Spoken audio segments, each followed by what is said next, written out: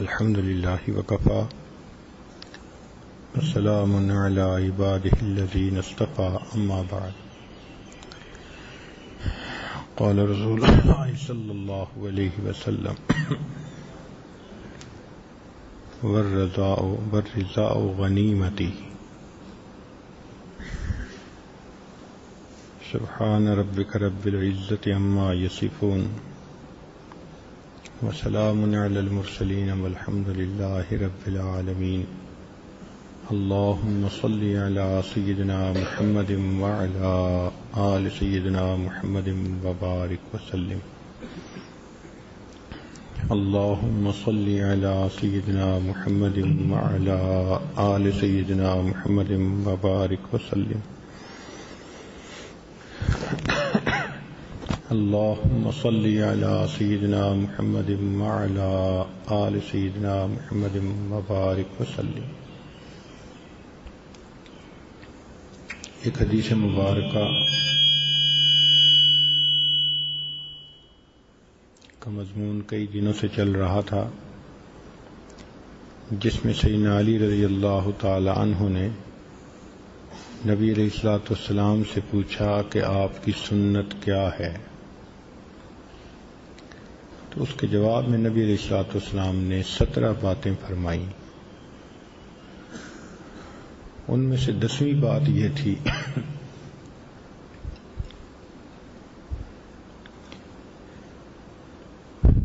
کہ رضا میری غنیمت ہے، میری زندگی کا نصب العین ہے، آبجیکٹو آف لائف ہے.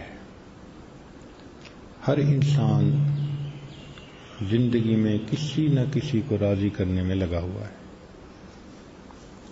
کوئی اپنے افسر کو، کوئی اپنے مالک کو، کوئی اپنے محبوب کو، کوئی نہ کوئی ایسا شخص ہوتا ہے کہ جس کو راضی کرنے میں لوگ لگے ہوتے ہیں. مومن اپنی زندگی میں اپنے پروردگار کو راضی کرنے میں لگا ہوتا ہے. یہ مومن کی زندگی کا نصب العین ہے، مقصود ہے، مقصد زندگی ہے. اگر کوئی ہم سے پوچھے کہ آپ کی زندگی کا مقصد کیا ہے، تو ہم 2 لفظوں میں جواب دیں گے: اللہ رب العزت کی رضا. اللہ تعالیٰ کو راضی کرنا یہ ہماری زندگی کا مقصود ہے. چنانچہ اگر مجھے پتہ چل جائے کہ اللہ رب العزت مجھ سے راضی ہیں، تو میں ابھی اسی لمحے مرنے کے لیے تیار ہوں. نہ مجھے کہیں جانے کی خواہش ہے، نہ کسی کو دیکھنے کی خواہش ہے، نہ کسی سے بات کرنے کی خواہش ہے. میرا مقصود مل گیا. اگر میرا رب مجھ سے راضی ہو گیا تو یہ ہماری زندگی کا مقصود ہے. اللہ تعالیٰ کی ذات بھی بڑی اور اللہ رب العزت کا ذکر بھی بڑا اور اللہ رب العزت کی رضا بھی بڑی. چنانچہ ہم اکثر کہتے ہیں اللہ اکبر. یہ اللہ اکبر اللہ رب العزت کی عظمت کا اقرار ہے کہ اللہ سب سے بڑے ہیں، سب سے بڑے ہیں. تو اللہ تعالیٰ کی ذات بھی بڑی ہوئی، اور اس کے بعد اللہ تعالیٰ کی یاد سب سے بڑی. چنانچہ ہم یہ بھی کہتے ہیں کہ وَلَذِكْرُ اللَّهِ اکبر. خود قرآن نے کہا. چنانچہ سیدنا ابن عباس رضی اللہ عنہ سے کسی نے پوچھا کہ سب سے بڑا عمل کیا ہے؟ انہوں نے کہا کہ مجھ سے پوچھتے ہو تو کیا میں تمہیں قرآن میں سے بتاؤں؟ ان کا جی بالکل بتائیں. تو انہوں نے فرمایا کہ اللہ رب العزت نے فرما دیا وَلَذِكْرُ اللَّهِ اکبر، اور اللہ تعالیٰ کا ذکر، اللہ کی یاد سب سے بڑا عمل ہے. ایک اور چیز سب سے بڑی ہے، اللہ رب العزت نے قرآن مجید میں جس کو کھولا فرمایا ورضوان من اللہ اکبر، اور اللہ رب العزت کی رضا، اس کو راضی کرنا، یہ سب سے بڑی بات ہے۔ جس بندے نے اللہ رب العزت کو راضی کر لیا اس نے مقصد زندگی کو پا لیا۔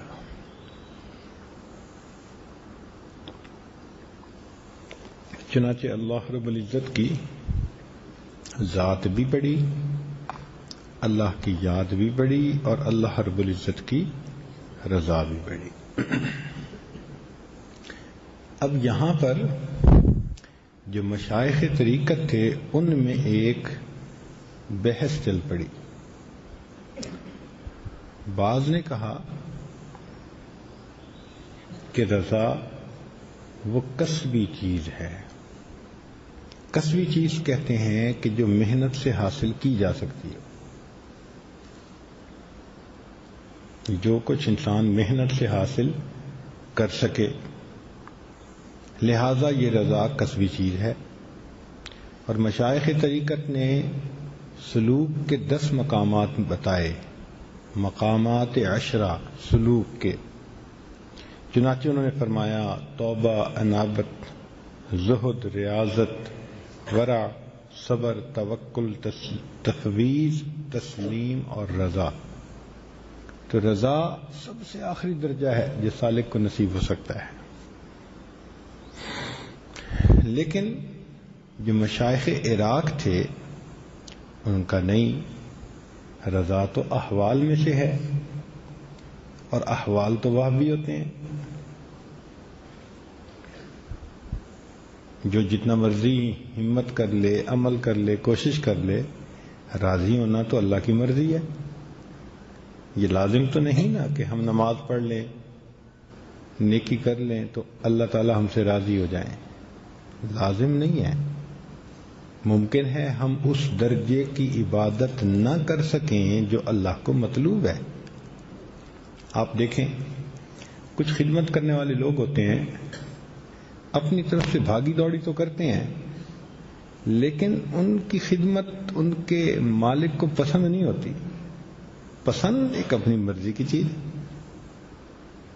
تو انہوں نے کہا کہ چونکہ رضا ایک وہبی چیز ہے، لہذا یہ کسبی نہیں۔ ہمارے مشائخ جو پاک و ہند کے تھے انہوں نے اس بارے میں بہت ہی خوبصورت بات کہی۔ انہوں نے کہا کہ دیکھو، رضا کی ابتدائی کیفیت وہ کسبی ہے اور انتہائی کیفیت وہ وہبی ہے۔ لہذا اگر بندے کے قدرت میں نہ ہوتا اس چیز کو حاصل کرنا تو اللہ تعالیٰ کبھی بھی بندے کے ذمہ نہ لگاتے کہ تم مجھے راضی کرو۔ تو ہے نا بندے کے اختیار میں آخر۔ تو اس لیے بندہ جب کوشش کرتا ہے تو اللہ رب العزت کی رضا کو پا لیتا ہے۔ بنی اسرائیل والوں نے ایک مرتبہ حضرت موسیٰ علیہ السلام سے ایک عجیب سوال پوچھا۔ کہنے لگے کہ اے اللہ کے پیارے نبی صلی اللہ علیہ وسلم، آپ جاتے ہیں کوہ طور پر اللہ تعالیٰ سے ہم کلامی کرنے ہیں، تو آپ اللہ تعالیٰ سے یہ بات پوچھئے گا کہ ہمیں کیسے پتہ چلے کہ اللہ رب العزت ہم سے راضی ہیں؟ بھئی ہم اپنی طرف سے تو کوششیں کر رہے ہیں، لیکن یہ کوششیں اللہ تعالیٰ کو راضی کر بھی رہی ہیں یا نہیں کر رہی؟ تو حضرت موسیٰ علیہ السلام نے یہ سوال پوچھا۔ اللہ رب العزت نے جواب میں فرمایا کہ میرے پیارے کلیم، بنی اسرائیل کو جا کر کہہ دو کہ یہ کام تو بہت آسان ہے معلوم کرنا کہ اللہ تعالیٰ راضی ہے یا نہیں۔ وہ کیسے؟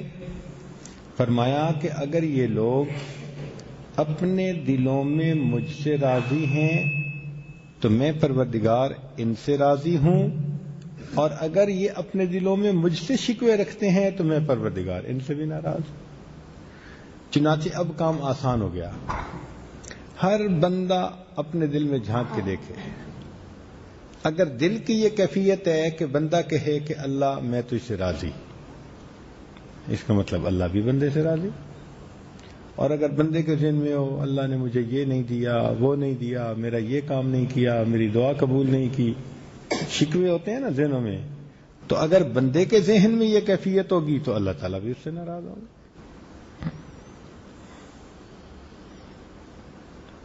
اس لیے نبی علیہ الصلوۃ والسلام نے جو محسن انسانیت تھے انہوں نے 3 باتوں کا سبق سکھایا.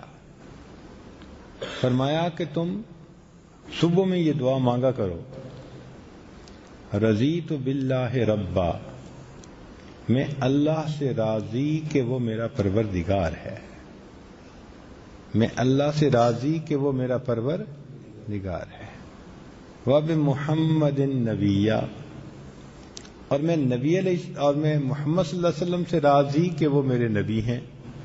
وَبِالْإِسْلَامِ دِينًا، اور میں اسلام سے راضی کہ وہ میرا دین ہے. میں تینوں سے خوش ہوں. اب اس میں سے ہر ایک کی اپنی تفصیل ہے. ہم اللہ تعالیٰ سے راضی کہ وہ ہمارے پروردگار ہیں. پروردگار کہتے ہیں رب کو.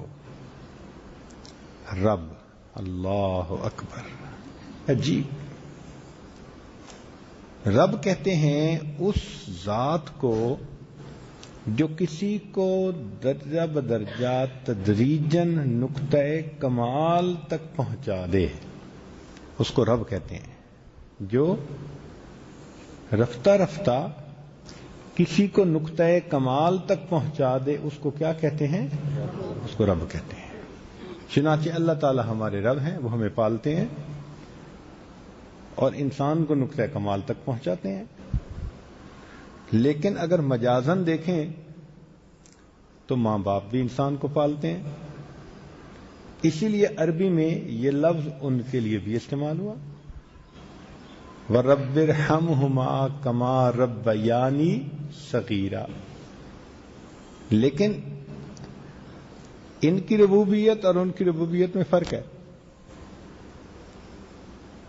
وہ کیسے؟ کہ انسان تو پرورش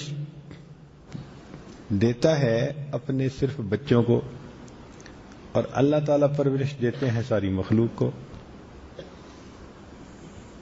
انہوں نے پرورش دی حال میں، اور اللہ تعالیٰ پرورش دیتے ہیں ماضی میں بھی جو گزرے، جو حال میں موجود ہیں اور آئندہ مستقبل میں جو بھی آئیں گے.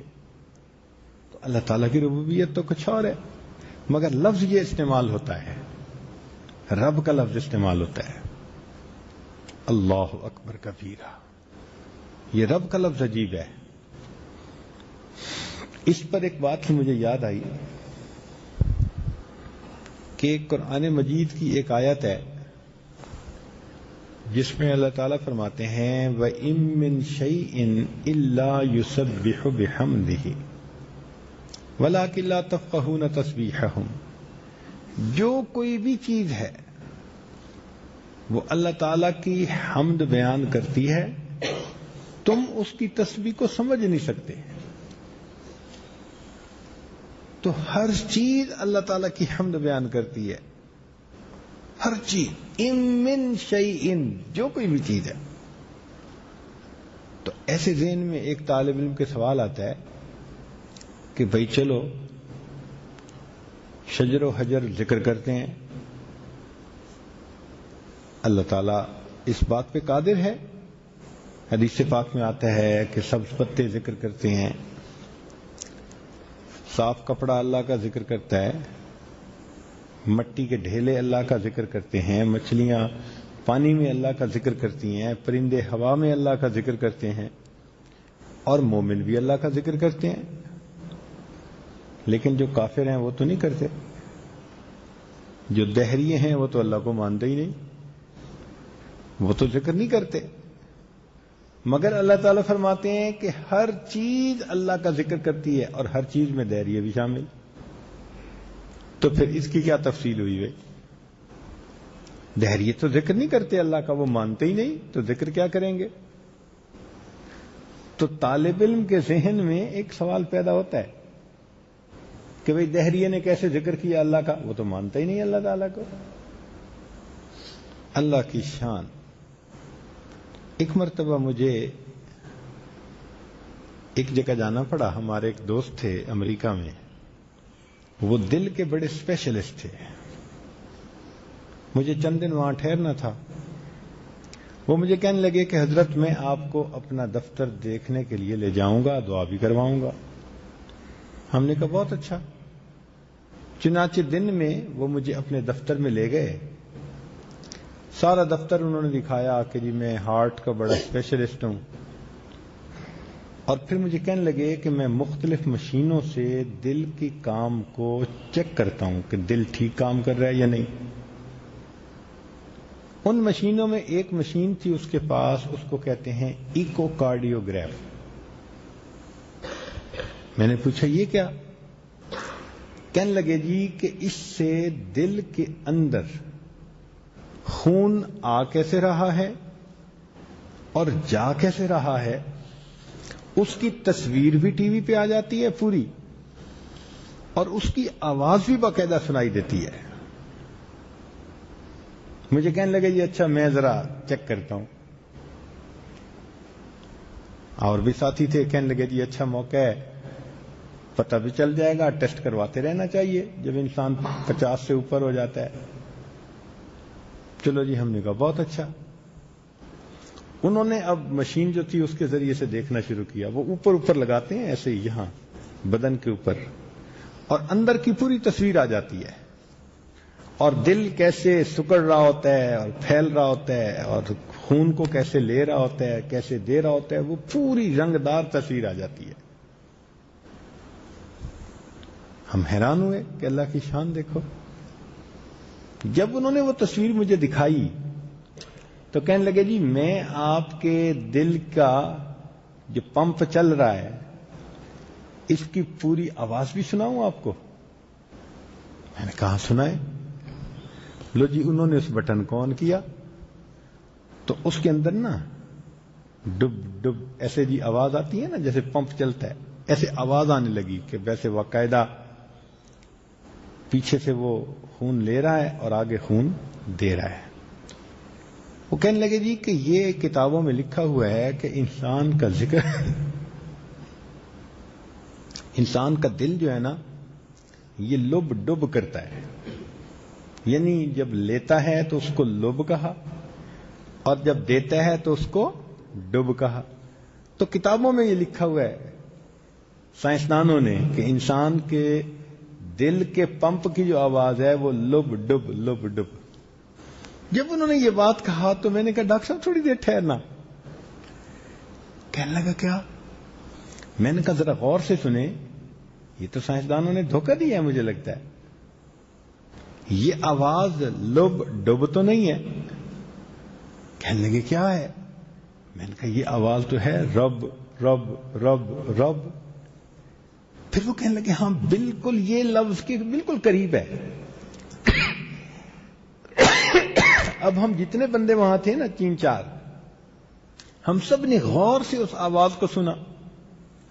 وہ مجھے کہنے لگے کہ یہ بالکل ٹھیک ہے، یہ لب ڈب نہیں ہے، یہ تو سیدھا سیدھا رب رب رب اس طرح کی آواز ہے۔ میں نے کہا ڈاکٹر صاحب اگر یہ بات ہے نا تو آج مجھے ایک بات سمجھ میں آ گئی کہ اللہ تعالیٰ فرماتے ہیں کہ ہر چیز دنیا کی اللہ کو یاد کرتی ہے۔ تو کبھی کبھی ذہن میں آتا تھا کہ دہریہ کیسے یاد کرتا ہے، آج پتہ چلا کہ دہریہ عقلی طور پہ اللہ کے وجود کو مانے یا نہ مانے، اللہ تیری ذات کتنی بڑی ہے اس کا دل بھی تیرا نام ہر وقت لیتا ہے، رب رب رب رب ہی کرتا رہتا ہے۔ اللہ اکبر۔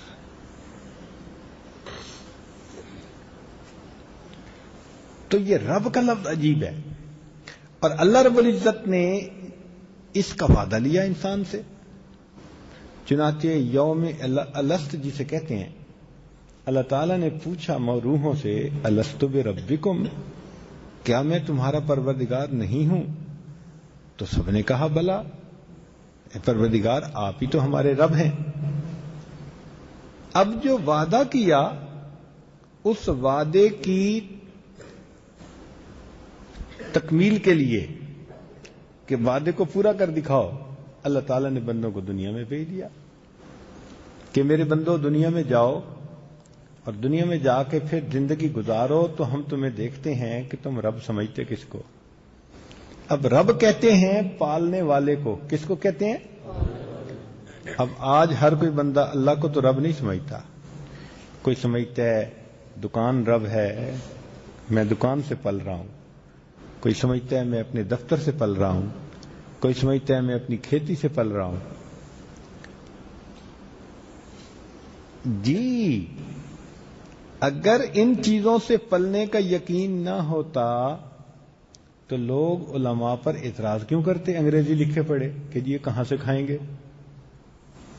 ان کو پتہ ہے نا کہ ہمیں نوکری کھلا رہی ہے، ہمیں دکان کھلا رہی ہے، ہمیں کھیتی کھلا رہی ہے، وہ ان چیزوں پہ یقین رکھتے ہیں، تبھی تو کہتے ہیں جی کہ یہ مدارس کو طلباء کہاں سے کھائیں گے؟ بھائی جو پروردگار تمہیں کھلا رہا ہے وہ پروردگار انہیں بھی کھلائے گا، موٹی سی بات ہے، لیکن اس کا یقین نہیں ہے۔ ان کو اسباب پہ یقین ہے اور مسبب الاسباب کے اوپر یقین نہیں ہے۔ بتوں سے تجھ کو امیدیں، خدا سے نہ امیدی، مجھے بتا تو صحیح اور کافری کیا ہے؟ یہی تو کفر ہے کہ اللہ پہ نظر نہ ہو اور انسان کی نظر مخلوق پہ لگی ہوئی ہو، اسباب پہ لگی ہوئی ہو۔ تو ہمارا رب کون ہے؟ اللہ ہے۔ اس لیے آپ قرآن مجید میں دیکھیں تو قرآن کی ابتدا رب سے۔ دیکھیے قرآن مجید کی پہلی آیت سورہ فاتحہ کی کیا ہے؟ الحمدللہ رب العالمین۔ تو پہلی آیت میں رب کا تذکرہ ہے نا، اور قرآن کی آخری آیت میں بھی ربوبیت کا تذکرہ۔ آخری سورت کون سی ہے؟ سورۃ الناس۔ تو اس سورۃ الناس میں اللہ تعالیٰ کیا فرماتے ہیں؟ قل اعوذ برب الناس، اس میں بھی ربوبیت کا تذکرہ۔ اور درمیان میں آپ ہر دوسرے چوتھے صفحے پہ دیکھیں آپ کو رب کا نام ملے گا۔ عجیب بات کہ قرآن مجید میں جتنی دعائیں سکھائی گئیں وہ رب کے نام سے مانگنی سکھائی گئیں۔ ربنا آتنا فی الدنیا، ربنا ظلمنا انفسنا، ربنا لا تزغ قلوبنا، ربنا هب لنا من ازواجنا وذرياتنا، ربنا اغفر لنا ذنوبنا واسرافنا فی امرنا۔ تو ساری دعائیں کس لفظ سے مانگی گئیں؟ رب کے لفظ سے۔ اب اس میں کیا حکمت ہے؟ اس میں ایک بڑی خصوصیت کی بات ہے۔ اب ذرا میری بات کو پہلے آپ مثال سے سمجھیں۔ مثال یہ ہے کہ ایک بچہ اگر روئے اور اس کی ماں کا نام ہو فاطمہ اور وہ کہے فاطمہ فاطمہ فاطمہ، تو ماں کا دل بچے کے لیے اتنا نہیں تڑپے گا۔ بات سمجھے نا؟ وہ کہے نا بار بار فاطمہ فاطمہ فاطمہ، تو فاطمہ کے لفظ سے اس کی ماں کا دل نہیں تڑپے گا۔ اور اگر وہی بچہ اماں اماں کہتا ہے تو اماں کا لفظ سن کے اس کا دل فوراً تڑپ جائے گا۔ کیوں؟ کہ اماں کہنے سے بچے اور ماں کا جو ایک خاص تعلق ہے نا، اس کی طرف اشارہ ہوتا ہے کہ تو ہے جو مجھے پال رہی ہے، جو میری پرورش کر رہی ہے، جو میری ضرورتوں کو پورا کرنے والی ہے۔ تو فاطمہ کی بجائے اماں کا لفظ کہنے سے ماں کا دل زیادہ بچے کی طرف کھنچتا ہے۔ بالکل یہی مثال ذہن میں رکھیے کہ یوں تو اللہ تعالیٰ کے 99 نام، جس نام سے چاہیں ہم دعا مانگتے، یا رزاق یہ عطا کر دے، یا حنان یہ عطا کر دے، یا منان یہ عطا کر دے، مگر اللہ رب العزت نے فرمایا کہ میرے بندو تم باقی صفات کے نام پکارو گے پھر بھی میں تمہاری دعا کو سنوں گا، لیکن تم اگر ایسا لفظ بولو گے جس میں میں نے کہا کہ میں تمہاری ضرورتوں کو پورا کرنے والا ہوں، جب وہ لفظ لوگے نا، اور وہ لفظ کیا ہے؟ رب ہے، تو تو تمہارا رب کا لفظ لینا ایسا ہی ہے جیسے بچے کا اپنی ماں کو پکارنا. بچہ ماں کو پکارتا ہے، ماں بچے کی ضرورت پورا کر دیتی ہے. بندو تم اپنے رب کو پکارو گے، میں تمہاری ضرورتوں کو پورا کر دوں گا. لہذا قرآن کریم کی جتنی بھی دعائیں ہیں، ربنا ربنا ربنا، اللہ اکبر، یوں اللہ کو پکارنا ربنا اور اے رب اللہ کو بڑا پسند ہے.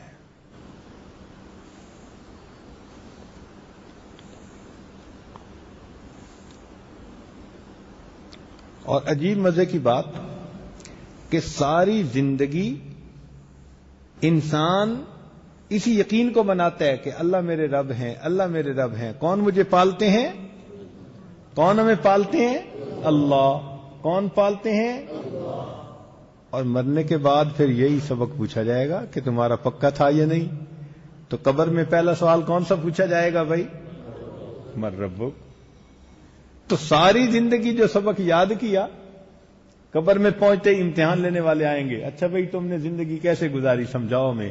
تو کیا پہلا لفظ پوچھیں گے؟ من ربک، تیرا رب کون ہے. تو قبر کے اندر بھی رب کا تذکرہ. پھر قیامت کے دن انسان کھڑا ہوگا تو کس کے سامنے کھڑا ہوگا؟ یوم یقوم الناس، بولیں لرب العالمین. یہاں بھی رب کا لفظ استعمال کیا. اللہ کے سامنے تم نے کھڑا ہونا ہے. اور پھر کہاں سے گزرنا ہوگا؟ پل صراط سے. پل صراط سے گزرتے ہوئے بھی اللہ کی ربوبیت کا تذکرہ. وَإِن مِّنكُمْ إِلَّا وَارِدُهَا كَانَ عَلَى رَبِّكَ حَتْمًا مَّقْضِيًّا. کان علی ربی کا، یہاں بھی رب کا لفظ استعمال کیا. پھر پل صراط سے گزر کر اللہ رب العزت کے سامنے ملاقات. تو اس ملاقات کے وقت بھی اسی لفظ کا تذکرہ.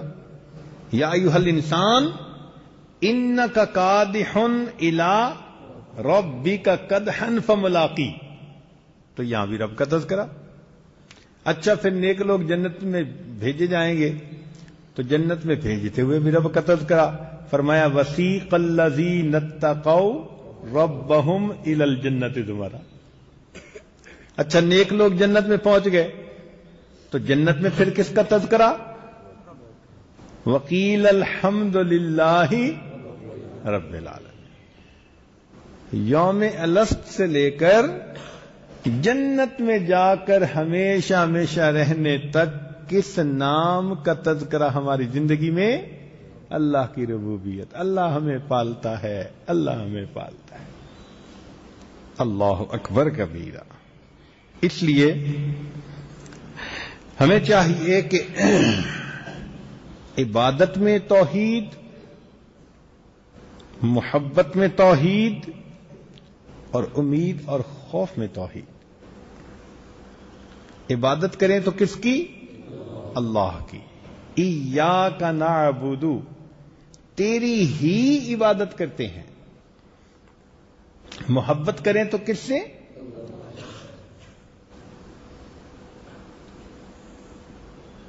والذین آمنوا اشد حبا للہ، اللہ سے شدید محبت. اور تیسری چیز کیا؟ امید اور خوف ہو تو وہ کس سے؟ واللہ احق ان، اللہ تعالیٰ اس بات کا زیادہ حقدار ہے کہ تم نے ڈرنا ہے تو اللہ سے ڈرو.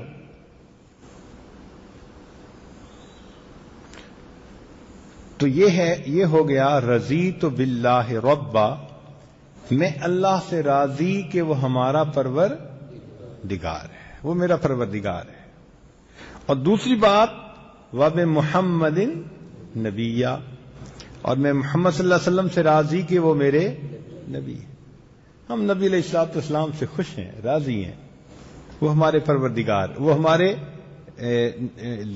نبی ہیں، ہمارے زندگی کے امام ہیں. دیکھیں ایک ہوتا ہے نماز کا امام، قاری صاحب نماز پڑھاتے ہیں نا تو جتنے پیچھے مقتدی کھڑے ہوتے ہیں سب کو وہی کرنا ہوتا ہے جو قاری صاحب کر رہے ہیں. اب قاری صاحب رکوع میں چلے جائیں اور ایک بندہ کہ نہیں جی مجھے تو قیام میں بڑا مزہ آ رہا ہے، اور وہ نہ جائے تو اس کی نماز ہو جائے گی؟ تو امام کی ماننی پڑے گی نا. امام سجدے میں تو مقتدی سجدے میں، امام اٹھ کے بیٹھ گیا اتحیات میں تو مقتدی بھی اٹھ کے بیٹھے، اور امام نے سلام پھیرا تو مقتدی بھی سلام پھیرے. تو نماز کامل تب ہوتی ہے جب مقتدی اپنے امام کی پیروی کرے. یہ بات ٹھیک ہے نا؟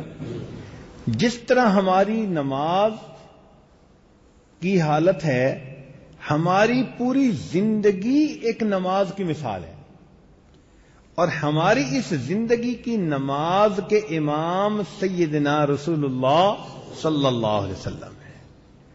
اب ہم کھائیں ان کی طرح، پئیں ان کی طرح، مسکرائیں ان کی طرح، چلیں ان کی طرح، دیکھیں ان کی طرح، کپڑے پہنیں ان کی طرح، عبادت، معاشرت، معیشت، ہر چیز ان کی طرح اگر کریں گے تو گویا ہم ان کی اقتداء کرنے والے بن جائیں گے، اور اس اتباع کی وجہ سے اللہ تعالی ہماری پوری زندگی کو قبول فرما لیں گے.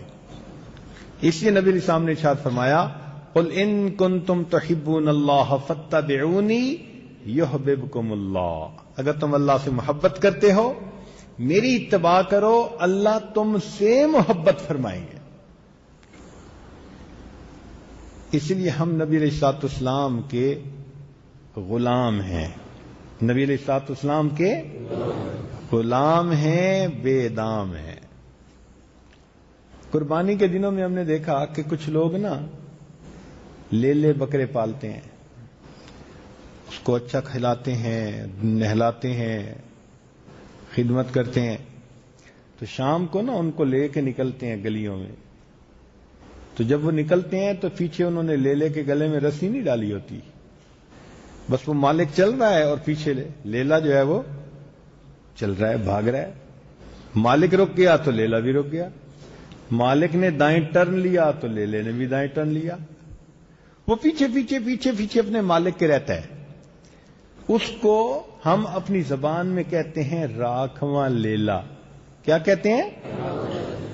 راکھواں لیلا، کہ وہ ہر وقت اپنے مالک کے پیچھے پیچھے. تو جیسے راکھواں لیلا اپنے مالک کی پیچھے رہتا ہے، ہمیں بھی چاہیے کہ ہم نبی علیہ الصلوۃ والسلام کے راکھویں لیلے بن کر زندگی گزاریں. جیسے نبی علیہ الصلوۃ والسلام نے کیا ہم بھی ہر کام کو اسی طرح کرنے کی کوشش کریں. اس لیے فرمایا من یطع الرسول فقد اطاع اللہ. جس نے نبی علیہ الصلوۃ والسلام کی اطاعت کی اس نے اللہ رب العزت کی اطاعت کی. تو دو باتیں سمجھ میں آ گئیں، رضیت باللہ ربا وبمحمد نبیا، اور تیسری بات تمہیں سمجھائی کہ وبالاسلام دینا، اور ہم اسلام سے راضی کہ وہ ہمارا دین ہے. تو بھئی اسلام ہمارے سر کے اوپر کوئی مصیبت نہیں ہے. جیسے لوگ سمجھتے ہیں کہ جی دین پہ عمل کرنا بڑا مشکل، اور جی دین تو بڑا مشکل، ان کو مصیبت نظر آتی ہے.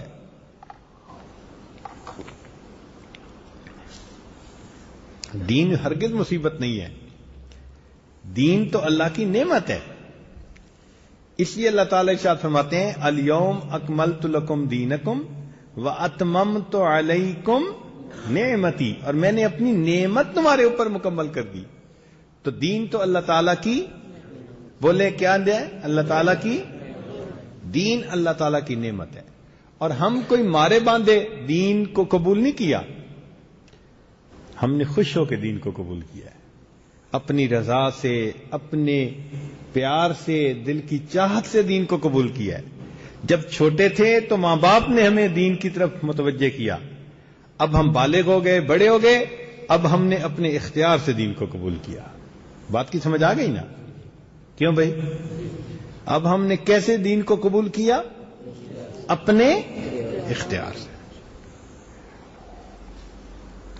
دین اسلام میں کچھ ایسی خوبیاں ہیں جو کسی اور طریقے حیات میں نہیں ہے. چنانچہ میں ذرا مختصر بتا دیتا ہوں کہ دین اسلام دین توحید ہے. دین اسلام دین توحید ہے. یہ توحید خالص آپ کو کسی اور جگہ نہیں ملے گی. ملے گی تو کہاں؟ فقط دین اسلام میں. پھر یہ دین روحانیت ہے جس میں انسان کی روحانی زندگی کو بھی تسلیم کیا گیا.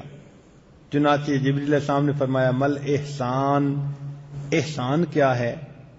تو یہ احسان حقیقت میں انسان کی زندگی کے روحانی پہلو کا دوسرا نام ہے. یہ دین اخلاق ہے.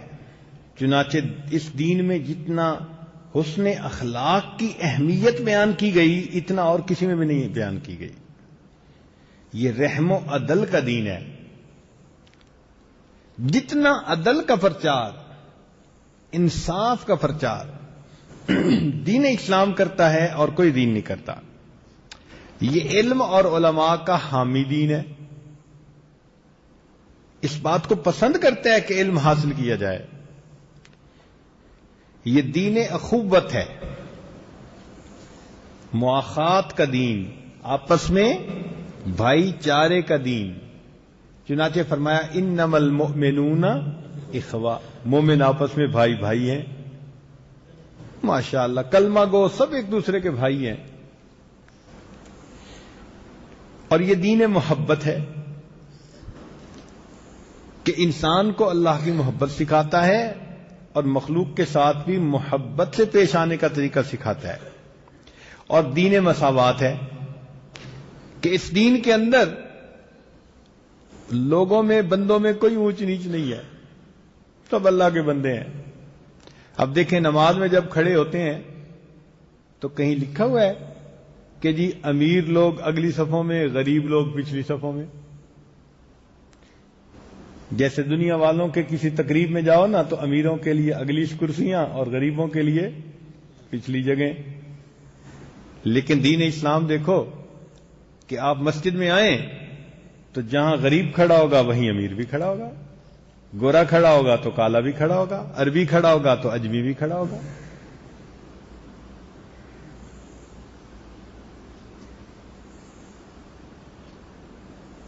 آ گیا این لڑائی میں اگر وقت نماز، قبلہ رو ہو کے زمیں بوس ہوئی قوم حجاز. بندہ و صاحب و محتاج و غنی ایک ہوئے، تیری سرکار میں پہنچے تو سبھی ایک ہوئے. ہمارے ایک دوست کہنے لگے کہ میں سپاہی تھا اور نماز پڑھ رہا تھا اور میرے بالکل ساتھ جو کور کمانڈر تھا نا ہماری، وہ بالکل میرے ساتھ آ کے وہ بھی نماز پڑھنے لگ گیا. ماشاءاللہ ایک جنرل بھی کھڑا نماز پڑھ رہا ہے اور ایک سپاہی بھی ساتھ ساتھ کھڑے نماز پڑھ رہے ہیں. ایک صف ہے دونوں کے لیے. ہم نے دیکھا یہاں شوگر مل میں ایک مرتبہ جماعت ہو رہی تھی تو سارے جو تھے وہ قالین پہ نماز پڑھ رہے تھے. قالین اور دیوار کے درمیان تھوڑی سی جگہ خالی تھی. وہ مل کا مالک آیا، اس نے نماز پڑھنی تھی تو وہیں اس نے نیت باندھی. اب مزدور سارے قالین میں نماز پڑھ رہے ہیں اور جو مل کا مالک ہے وہ ننگے فرش کے اوپر نماز پڑھ. واہ میرے مولا! تو یہ کیا ہے؟ دین مساوات ہے. پھر نظام شورا کو پسند کرنے والا دین ہے. چنانچہ فرمایا وَأَمْرُهُمْ شُورَى بَيْنَهُمْ. نسل، زبان اور رنگت سے بالا تر دین ہے. اب یہودیوں میں کوئی بندہ یہودی بن نہیں سکتا. اگر کوئی بندہ فرض کرو ہندوستان کا جا کر کہے کہ جی میں یہودی بنتا ہوں، وہ کہیں گے تم یہودی بن ہی نہیں سکتے. کیوں؟ کہ یہودیت ایک نسل سے تعلق رکھتی ہے. یہودیت کا تعلق کن سے ہے؟ بنی اسرائیل سے. ایک نسل ہے، ایک خاندان ہے. وہ کہتے ہیں بس ہم یہودی ہیں، ہمارے علاوہ کوئی نہیں یہودی. لیکن دین اسلام میں تو کوئی ایسا نسل کی بات نہیں ہے، کوئی رنگ کی بات بھی نہیں ہے، کوئی زبان کی بات بھی نہیں ہے. اور یہ دین تقوی ہے. چنانچہ ہمارے دین اسلام میں تقوی کو پسند کیا گیا.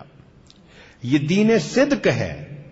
چنانچہ اس دین میں سچائی کو پسند کیا گیا. نبی اسلام نے فرمایا مومن سب کچھ ہو سکتا ہے مگر مومن جھوٹا نہیں ہو سکتا.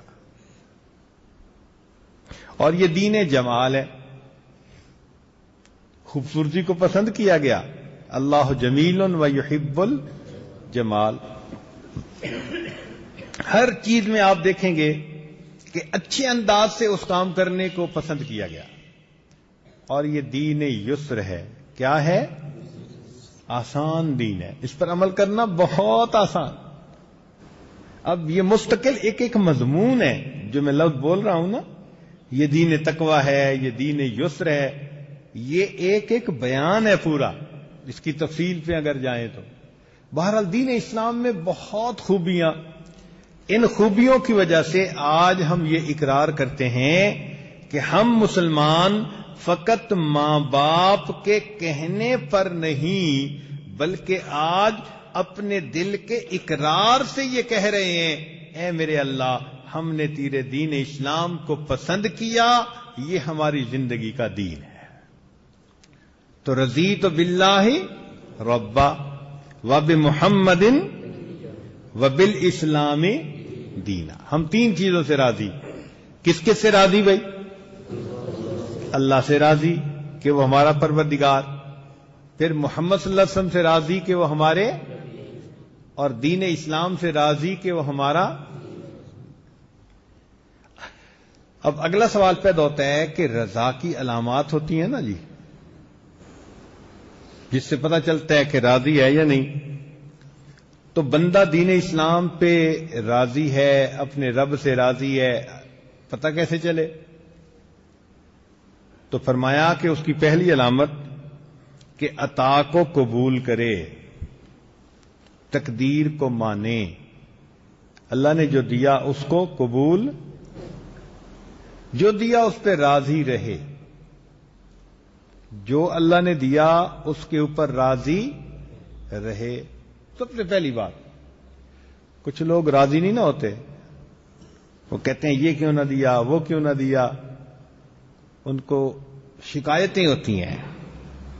ایک بزرگ فرماتے تھے کہ اے دوست اگر تجھے کھانے میں سڑی ہوئی سبزی ملے، اے دوست اگر تجھے کھانے میں سڑی ہوئی سبزی ملے تو سبزی کو نہ دیکھنا بلکہ اس بات کو دیکھنا کہ جب اللہ رب العزت نے رزق کو تقسیم کیا تو اللہ نے تجھے یاد رکھا.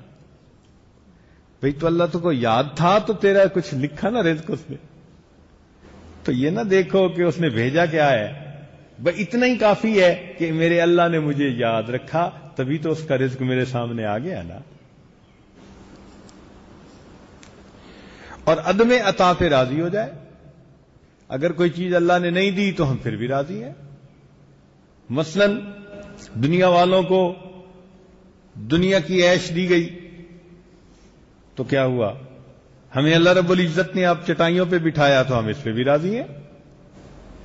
رضینا قسمت الجبار فینا، ہم اس جبار کی تقسیم پہ راضی ہیں الحمدللہ. رضینا قسمت الجبار فینا لنا علم وللجہال مال. اللہ نے ہمارے لیے علم عطا کیا اور جاہلوں کو مال دے دیا.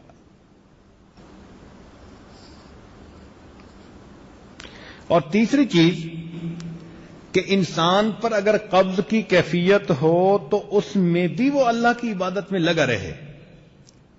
قبض کہتے ہیں کہ کئی دفعہ بندے پر ایسا حال ہوتا ہے کہ طبیعت جو ہے وہ کوئی کام کرنے کو چاہتی نہیں ہے، بے ذوقی ہوتی ہے، بے حلاوتی ہوتی ہے، مگر اس حال میں بھی انسان اللہ کی عبادت میں لگا رہے.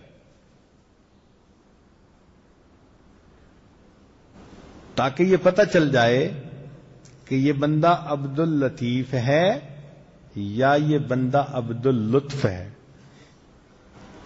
کچھ بندے ہوتے ہیں نا جی، لطف آیا تو بس بڑا لگے ہوئے ہیں اور لطف آنا بند ہو گیا تو نمازیں بھی ختم ہو گئی. تو ہم عبد اللطف نہیں ہیں، ہم کیا ہیں؟ عبد اللطیف ہیں. ہم اللہ کی رضا کے لیے سب کرنے والے ہیں. اور بست میں اللہ تعالیٰ کا شکر ادا کرے، اس کی اطاعت کرے، جس کا کھائیے اس کے گیت گائیے۔ آج کل ہم نے دیکھا کہ اللہ کی رضا کی بجائے اکثر اوقات لوگ مخلوق کی رضا دل میں رکھتے ہیں۔ ایسا ہوتا ہے کہ نہیں ہوتا؟ کیوں عزیز طلباء؟ ہوتے ہیں نا۔ اس کی ایک مثال، جب شادی کا موقع آتا ہے نا تو ہر بندہ چاہتا ہے کہ جی سب رشتہ داروں کو راضی کرو، سب رشتہ داروں کو راضی کرو، تو جی یہ بھی بناؤ ورنہ لوگ کیا کہیں گے، انتظام ایسے کرو ورنہ لوگ کیا کہیں گے، جہیز اتنا دو ورنہ لوگ کیا کہیں گے، یہ کام ایسے کرو ورنہ۔ جب ذہن میں یہ ہے نا کہ لوگ کیا کہیں گے تو یہ اس کی دلیل کیا ہوئی کہ کس کو راضی کر رہے ہیں؟ لوگوں کو راضی کر رہے ہیں۔ اور عجیب بات ہے کہ شادی کے اوپر جو روٹھے ہوئے رشتہ دار ہوتے ہیں نا ان کو بھی راضی کر لیتے ہیں۔ ماموں ناراض، جا کے منا لیا، خالہ ناراض، جا کے منا لیا، بہن ناراض، جا کے منا لیا، چھوٹے بھی ناراض تو ان کو بھی جا کے منا لیا۔ حتیٰ کہ ہم نے دیکھا کہ کسی گھر کی نوکرانی روٹھ کے چلی گئی تو اس کی طرف بھی بندہ بھیج دیتے ہیں، جی اس کو کہو کہ کوئی بات نہیں، غلطی ہے، ہم نے تمہیں ڈانٹ دیا، تم ناراض ہو گئی، چلو ہماری شادی کا موقع ہے، تم آ جاؤ گھر۔ تو شادی کے موقع پہ رشتہ داروں کو بھی راضی کر لیا، محلے والوں کو بھی راضی کر لیا، دوستوں کو بھی راضی کر لیا، گھر کے نوکروں اور خادموں کو بھی راضی کر لیا۔ تو کیا شادی میں کوئی دیکھتا ہے کہ میں نے اللہ کو بھی راضی کیا یا نہیں کیا؟ یاد ہی نہیں ہوتا۔ چنانچہ لاہور میں ایک شادی ہوئی، شادی تھی بڑے امیر بندے کی، اس نے جناب 1 سال پہلے پلاننگ شروع کر دی کہ بیٹی کی شادی کرنی ہے، میں نے مکان نیا بنا لیا، اس کے لیے میں نے چیزیں خریدنی ہیں، اس کی لسٹ بنا لی، ایک ایک چیز بچی کے جہیز کے لیے خریدی گئی۔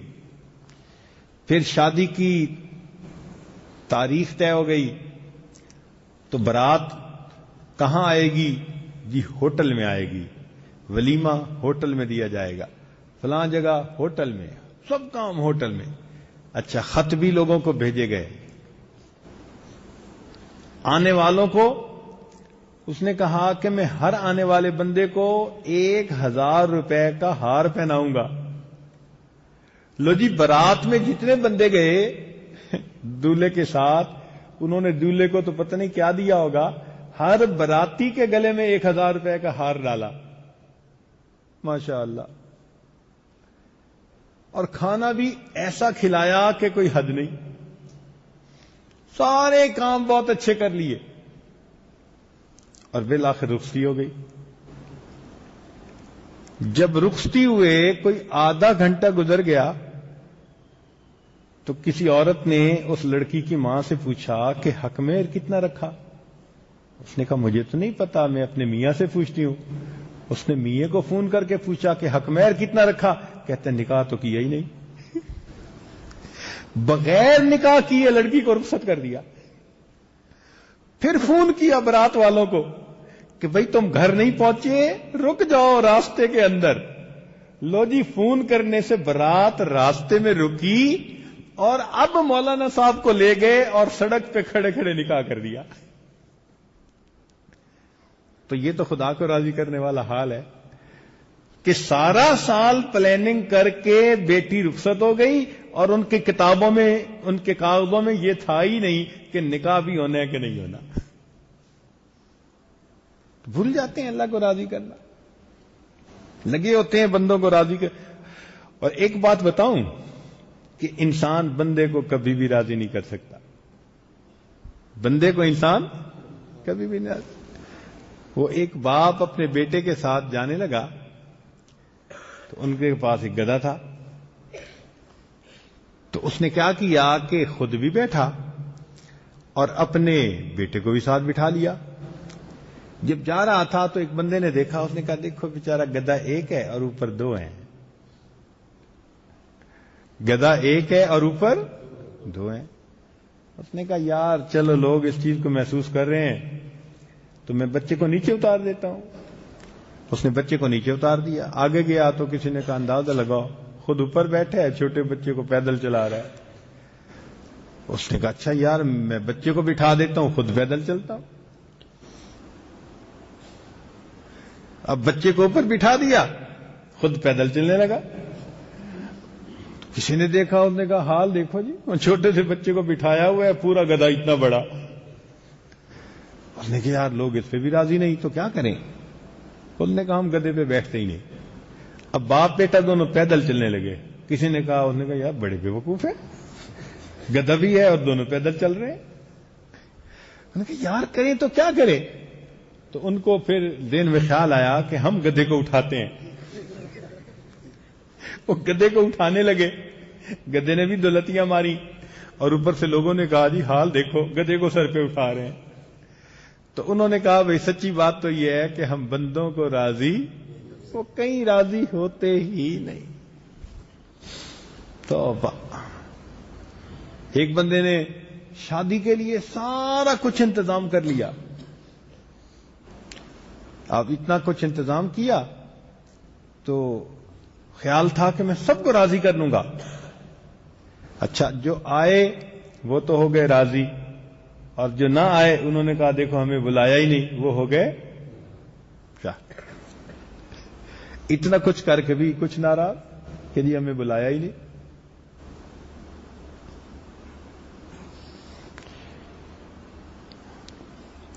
جیسے بچے کو راضی نہیں نہ کیا جا سکتا, بچے کو راضی کیا جا سکتا ہے, بچے کو راضی نہیں کیا جا سکتا, اللہ ہی اسے راضی کرے. ایک بادشاہ تھا تو اس نے اپنے وزیر کو کہا کہ بھائی تم اپنے بیٹے کو لے آنا, میں چاہتا ہوں کہ میں بچے کو ذرا پیار کروں, بٹھاؤں پاس. وہ وزیر اپنے بچے کو لے آیا. لو جی بچہ جو ہے وہ رونے لگا. بادشاہ نے کہا یہ کیوں رو رہا ہے. اس نے کہا جی یہ ڈیمانڈ کرتا ہے کبھی کچھ اور میں تو اس کی ہر بات کو پورا نہیں کر سکتا. اس نے کہا بادشاہ سلامت, مشکل ہے میرے لیے اس کی ہر بات کو پورا کرنا. بادشاہ نے کہا یہ کون سا مشکل ہے, جو کہتے ہیں پورا کر دو. انہوں نے کہا بادشاہ سلامت پورا نہیں کر سکتے. اس نے کہا اچھا پھر مجھے بتاؤ میں پورا کرتا ہوں. لو جی بچہ رونے لگا. بادشاہ نے پوچھا کیا چاہیے. اس نے کہا ہاتھی چاہیے. بادشاہ نے حکم دیا کہ جی وہ میرے جو ہاتھیوں کا ہے نا سواریوں کا مسئلہ, وہاں سے ایک ہاتھی کو لے کے آ جاؤ. لو جی ہاتھی آ گیا. اب بچے نے تھوڑی دیر اس کو دیکھا تو اس کے بعد بچہ پھر رونے لگا. بادشاہ نے کہا اب تجھے کیا چاہیے. اس نے کہا جی کہ مجھے سوئی چاہیے. انہوں نے کہا لا دو بھائی. تو بچے کو سوئی لا کے دے دی. اب تھوڑی دیر بعد بچہ پھر رونے لگا. تو بادشاہ نے کہا بھائی اب کیوں رو رہے ہو. کہتا ہے جی ہاتھی کو جو سوئی کا ناک ہے نا اس کے اندر سے گزارو. تو بھی آپ راضی تو نہیں کر سکتے.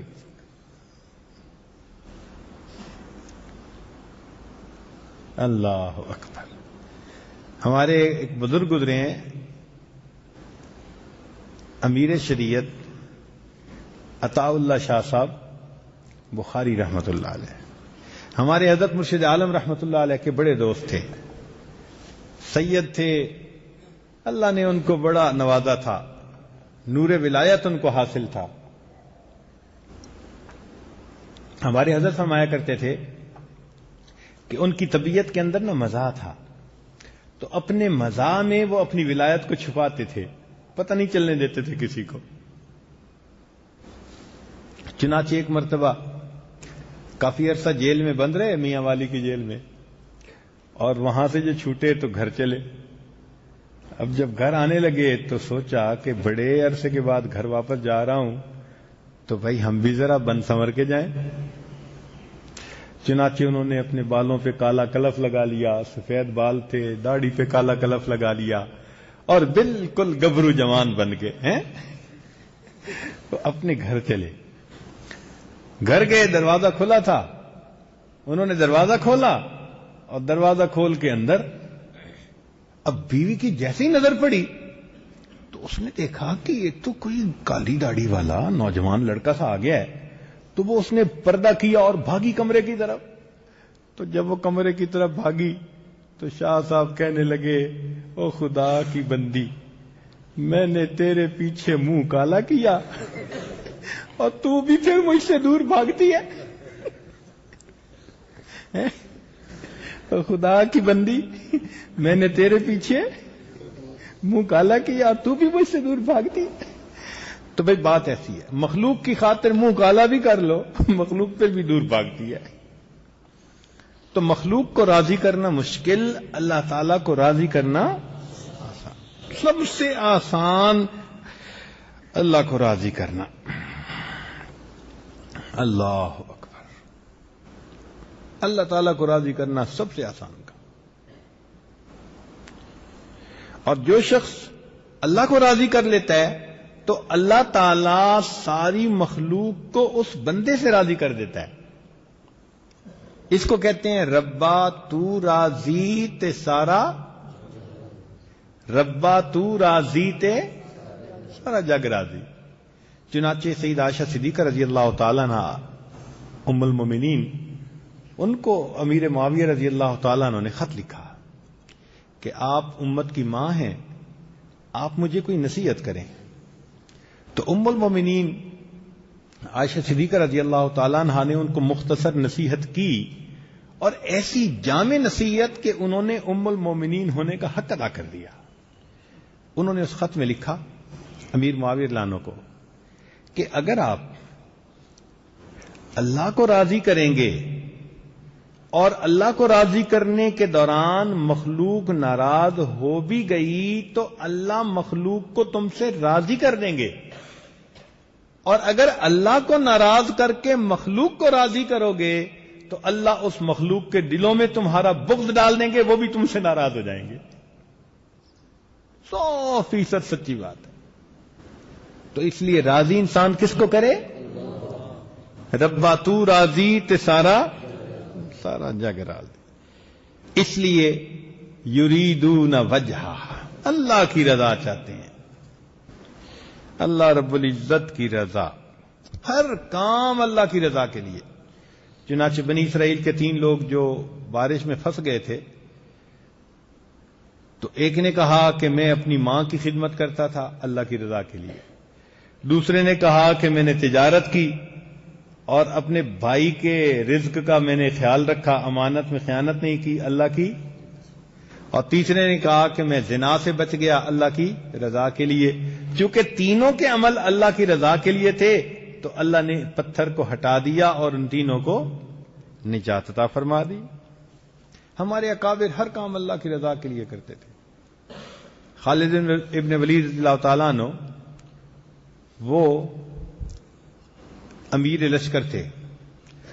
عمر رضی اللہ عنہ نے ان کی طرف خط بھیجا کہ اس خط کے ملنے کے بعد آپ ایک عام سپاہی ہیں اور جو خط لانے والا ہے وہ امیر لشکر ہوگا، آپ واپس میرے پاس آنا چاہیں تو آ جائیں، عام سپاہی بن کے لڑنا چاہیں تو اجازت. تو خالد ابن ولید رضی اللہ عنہ نے عام سپاہی بن کے لڑنا پسند کر لیا.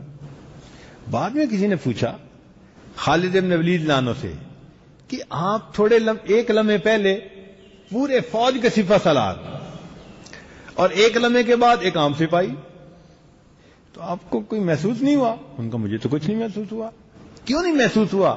ان کا اس لیے کہ جب امیر لشکر بن کے لڑ رہا تھا اس وقت بھی میرا مقصد اللہ کی رضا تھی، اور جب میں ایک سپاہی بن کے لڑ رہا تھا اس وقت بھی میرا مقصد، مجھے تو کوئی فرق ہی نہیں پڑا. چنانچہ جب مدائن کو فتح کیا گیا تو سعد ابن ابی وقاص رضی اللہ تعالیٰ عنہ نے اعلان کروایا کہ جس مجاہد کے پاس جو بھی غنیمت کا مال ہے وہ لائے، جمع کروائے. بڑے دن لوگ چیزیں جمع کرواتے رہے. ایک دن ایک آدمی آیا، کپڑے اس کے ایسے پھٹے پرانے سے تھے، لگتا تھا کہ یہ اتنا امیر بندہ نہیں ہے، اور اس نے رومال میں لپیٹا ہوا تھا کسی چیز کو. تو سعد بن ابی وقاص عنہ کے پاس آیا اور کہنے لگا کہ حضرت یہ میرے پاس امانت تھی، مجھے ملی تھی تو یہ آپ لے لیجئے. حضرت نے جب رومال ہٹا کے دیکھا تو وہ مدائن کا جو بادشاہ تھا نا، اس کا وہ تاج تھا، اور اس کے تاج کے اندر بڑے قیمتی ہیرے موتی تھے، اور کسی فوج کے بندے کو پتہ بھی نہیں تھا کہ یہ تاج ہے کس کے پاس. تو بڑی حیرانی ہوئی کہ اگر یہ بندہ اپنے پاس رکھ لیتا تو ایک ہیرا اور موتی بیچتا تو اس کی زندگی ٹھاٹھ سے گزرتی. مگر یہ کتنا امین ہے، امانت دار ہے کہ اس غریب سے بندے نے یہ چیز بھی لا کر دے دی. تو سعد بن ابی وقاص نے اس بندے سے پوچھا کہ مجاہد تیرا نام کیا ہے؟ تو جب انہوں نے پوچھا تو وہ جو نوجوان مسلمان تھا، مومن تھا، اس نے فوراً اپنا رخ جانے کے لیے بدلا. جیسے بندہ جانے لگتا ہے نا تو دوسری طرف رخ پھیر لیتا ہے. اس نے بھی رخ پھیرا اور چلنا شروع کیا، اور چلنا شروع کرتے ہوئے کہنے لگا کہ امیر لشکر، جس اللہ کی رضا کے لیے میں نے یہ عمل کیا وہ اللہ میرا نام بھی جانتا ہے، میرے باپ کا نام بھی جانتا ہے.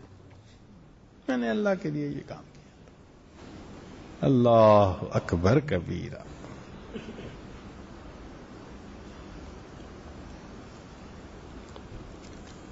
اچھا، اب یہاں پر ایک ذرا اور بھی نقطہ سمجھ لیں.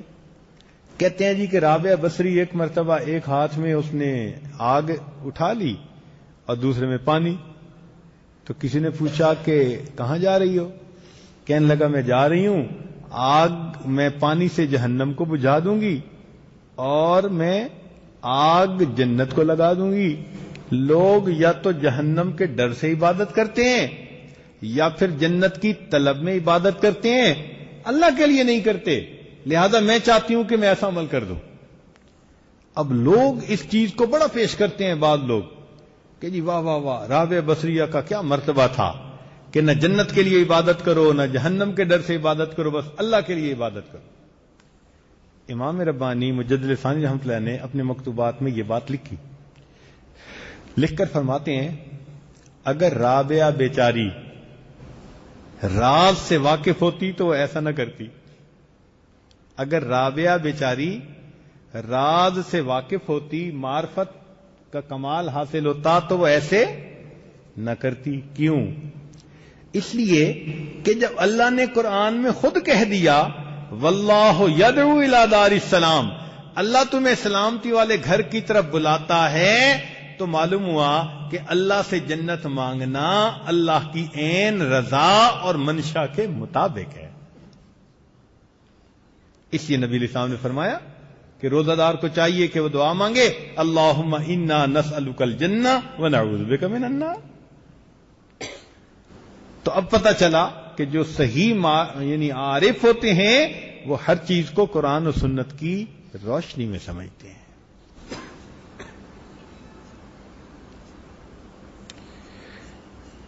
چنانچہ حدیث پاک میں آتا ہے کہ اے میرے بندے، ایک تیری مرضی اور ایک میری مرضی، ایک تیری مرضی اور ایک، اگر تو چاہے کہ وہ پورا ہو جو میری مرضی ہے، اگر تو چاہے کہ وہ پورا ہو جو تیری مرضی ہے، تو اے میرے بندے میں تجھے تھکا بھی دوں گا اور تیری مرضی کو بھی پورا نہیں ہونے دوں گا. اور اگر تو چاہے کہ وہ پورا ہو جو میری مرضی ہے، اے میرے بندے میں تیرے کاموں میں تیری کفایت بھی کروں گا اور تیری مرضی کو بھی پورا کر دوں گا. تو بھئی یہ چھوٹا سا دستور ہے کہ دنیا میں ہم اللہ سے راضی ہو جائیں، اس کے بدلے میں قیامت کے دن اللہ، بات سمجھ آ رہی ہے؟ بات سمجھ آ رہی ہے؟ ہم کیا کریں دنیا میں؟ ہم تو جنت میں اللہ تعالی بندوں سے راضی. اللہ اکبر. چنانچہ حدیث پاک میں آتا ہے جنتی جنت میں جائیں گے اور انہیں ہر نعمت مل جائے گی. اللہ تعالیٰ جنتیوں سے ہم کلامی کریں گے، فرمائیں گے جنتیوں تمہیں ہر نعمت مل گئی؟ یا اللہ مل گئی، کچھ اور چاہیے؟ جی اور کچھ بھی نہیں چاہیے، ہر چیز موجود ہے ہمارے پاس، کچھ چاہیے نہیں چاہیے جی۔ اللہ تعالیٰ فرمائیں گے اچھا تم اپنی علماء سے پوچھو کہ تمہیں کچھ چاہیے کہ نہیں چاہیے۔ اللہ کی شان دیکھو، جنت میں بھی علماء کی ضرورت پڑے گی۔ یہ انگریزی لکھ کے پڑھے کرسیوں پہ بیٹھنے والے یہ کہتے ہیں جی کہ علماء کس کام کے؟ تم جنت میں پہنچ گئے نا، تمہیں وہاں بھی مولویوں کی ضرورت پڑے گی۔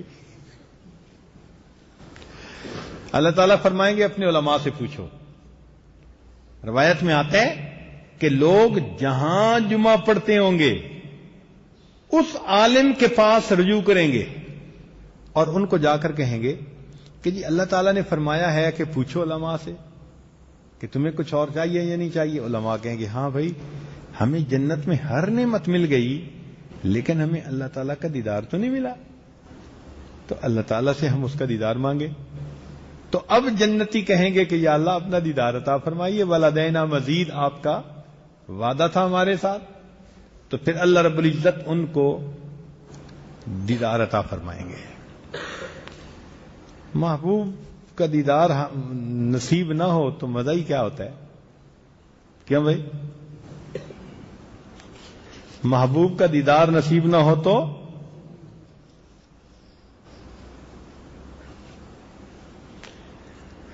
کسی نے شعر لکھا،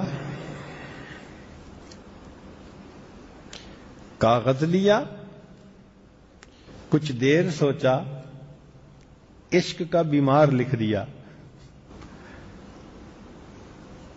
حکیم صاحب نے کیا کیا؟ کاغذ لیا کچھ دیر سوچا عشق کا بیمار لکھ دیا، قربان کیوں نہ جاؤں میں ایسے طبیب پر، نسخے میں جس نے شربت دیدار لکھ دیا۔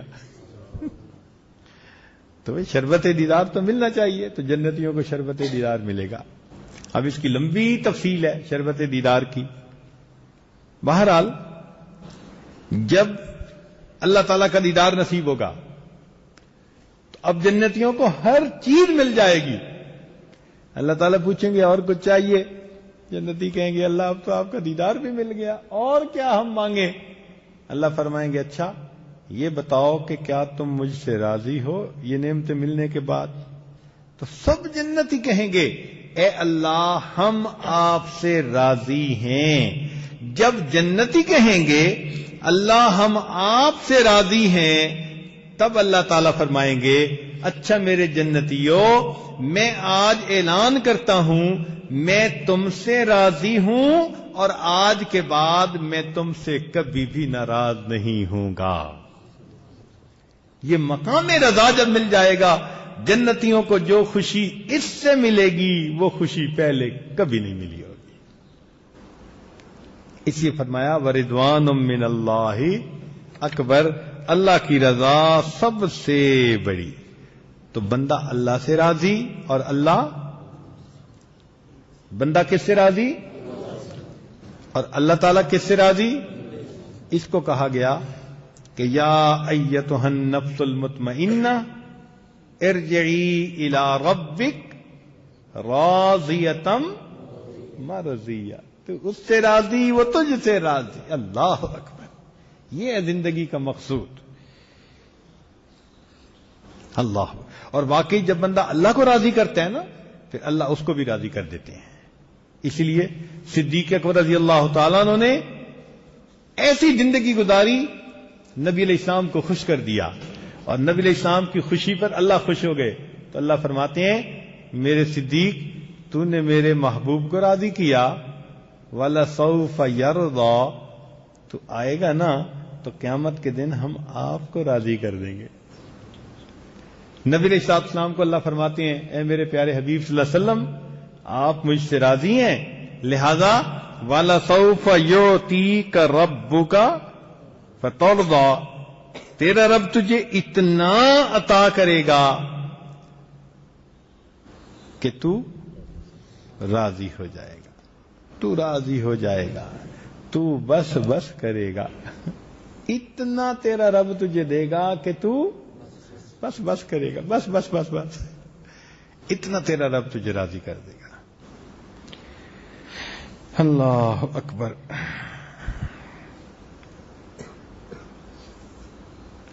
اور صحابہ رضی اللہ عنہم کی یہ شان کہ وہ اللہ سے راضی، اور اللہ تعالیٰ فرماتے ہیں رضی اللہ عنہم ورضوا، اللہ ان سے راضی اور وہ. تو بھائی ہمیں بھی اللہ سے راضی ہو جانا چاہیے. ہم اللہ سے راضی ہیں نا؟ کیوں بھائی؟ اونچا بولیں. ہم اللہ سے راضی اور اللہ. اس لیے حضرت علی عنہ ایک بات کہتے تھے، فرماتے تھے کہ اللہ میرے لیے یہی عزت کافی ہے کہ تو میرا پروردگار ہے. اللہ میرے لیے یہی عزت کافی ہے کہ تو میرا پروردگار ہے، اور میرے لیے یہی فخر کافی ہے کہ میں تیرا بندہ ہوں. اللہ تعالی ہمیں صحیح معنوں میں بندہ بن کر زندگی گزارنے کی توفیق عطا فرمائے، اور ہمیں اس دنیا کی زندگی میں اپنی رضا عطا فرمائے. کیا عطا کرے؟ تو ایک لفظ میں اگر اللہ سے کچھ مانگنا ہو تو کیا مانگو گے؟ کیوں بھائی؟ نہیں، کئی ہوں گے جو بیوی مانگیں گے. اگر کہہ دیا جائے نا کہ ایک لفظ میں کچھ مانگو تو ووٹ کدھر جائے گا؟ کیا مانگیں گے؟ اللہ کی رضا. اس لیے کہ جب اللہ راضی ہو جائے گا تو جتنی نعمتیں ملیں گی ان نعمتوں میں سے ایک نعمت بیوی بھی ہوگی. تو مانگنا کیا ہے؟ مانگنا کیا ہے؟ اللہ کی رضا. بس اس چیز کو ذہن میں رکھو. اور ہر عمل کا مقصد کیا ہے؟ نماز کا مقصد اللہ کی رضا، تلاوت کا مقصد، پڑھنے کا مقصد، دین کی بات کرنے کا مقصد. ہر کام میں آپ نیت کیا کریں گے؟ بس اگر آپ نے اس سبق کو پکا کر لیا تو آپ سمجھ لیں کہ زندگی کے مقصد کو سمجھ لیا. اللہ تعالی ہمیں اپنی رضا نصیب فرمائے. وآخر دعوانا ان الحمد للہ رب العالمین. سبحان ربی العظیم. اللهم صل علی سیدنا محمد.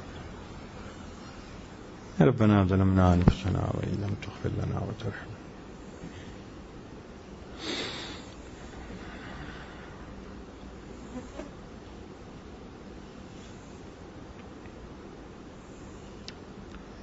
صلی اللہ تعالی علی حبیبی سیدنا محمد وعلی اجمعین برحمتک. اس میں 17 باتیں ہیں تو 10ویں بات آج ہو گئی، 11ویں انشاءاللہ پھر صبح ہوگی. کوشش میری ہوگی کہ میں آئندہ ان دنوں میں فجر کے بعد یہاں حاضر ہو کے تاکہ یہ حدیث پاک کا مضمون مکمل ہو جائے. جزاکم اللہ. اشراق کا وقت ہو گیا، پڑھ لیجیے.